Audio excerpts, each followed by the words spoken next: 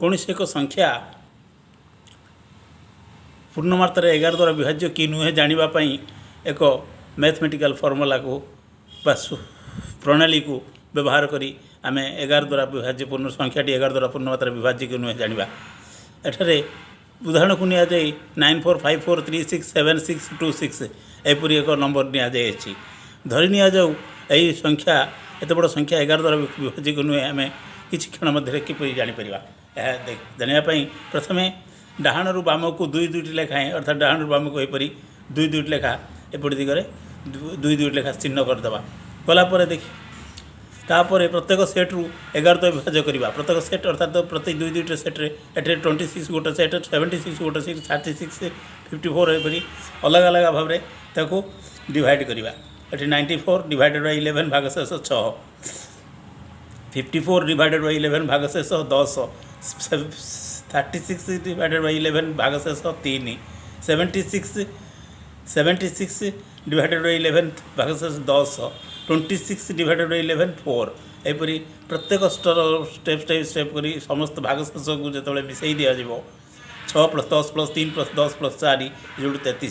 33 divided by 11 ये 11 द्वारा विभाज्य कि नुहे जाना कहुई तेणु 11 बोले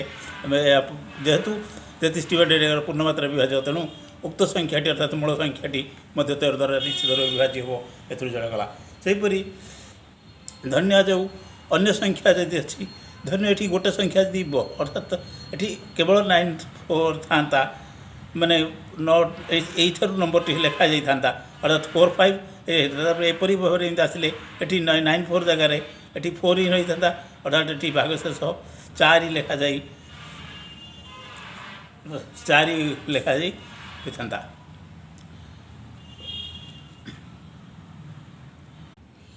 उदाहरण को नहीं गोटे छोटिया संख्या नेले धन्य 357 संख्याटी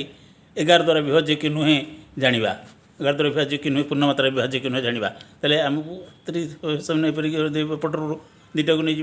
ले आम 27 बोले 11 57 डिवाइडेड बाय 11 इक्वल टू भागशेष 2 रहिबो भागशेष 2 रहा 2 + 3 जो 5 जेहेतु 5/11 कले एठारे विभाज्य नुहे तेणु 357 मध्य 11 द्वारा विभाज्य नुहे आम जापारे एथुर धन्य जो जेकोसी संख्या दुई दुईटी सेट्रे नहीं जदि गोटे संख्या बड़का हो जाए से बड़का संख्याटी भागशेष मिसीगला से मिश्रण भागशेषर मिश्रण फल मिश्रण जदि पूर्णमात्रा विभाज्य तेज संख्याटी पूर्णमात्रा विभाज्य हम 11 द्वारा।